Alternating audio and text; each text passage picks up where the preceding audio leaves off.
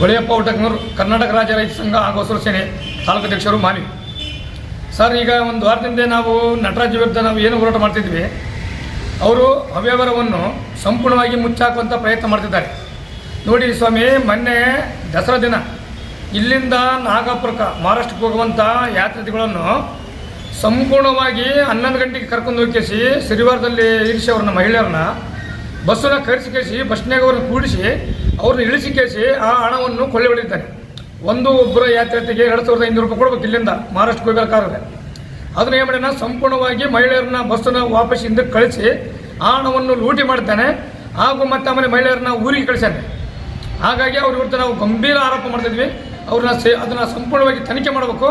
ಇಲ್ಲವಾದರೆ ಮುಂದಿನ ದಿನಗಳಲ್ಲಿ ಆ ಇಲಾಖೆಗೆ ಭಾರಿ ಬೆಲೆ ಬೆಳೆಯುವಂಥ ಪ್ರಯತ್ನ ಮಾಡ್ತೀವಿ. ನಾವು ಶಿವರ ತಾಲೂಕಿನಲ್ಲಿ ಯಾತ್ರಿಗಳಿಗೆ ಅರ್ಜಿ ಹಾಕಿಸಿ ಕಾನೂನು ಪ್ರಕಾರ ಅದನ್ನು ಅರ್ಜಿನ ಕನೆಕ್ಟ್ ಮಾಡಿಕೇಸಿ ಎಷ್ಟು ಜನ ಆಗಿದೆ ಎಷ್ಟು ಜನ ಅಂತ ಒಂದು ಲೀಸ್ಟ್ ಮಾಡಿಕೇಸಿ ಆ ಜಿಲ್ಲಾ ಮಟ್ಟದ ಅಧಿಕಾರಿಗೆ ಕಳಿಸ್ಕೇಸಿ ಅದರ ಪ್ರಕಾರ ಒಂದು ಬಸ್ಸನ್ನು ಬುಕ್ ಮಾಡಬೇಕು.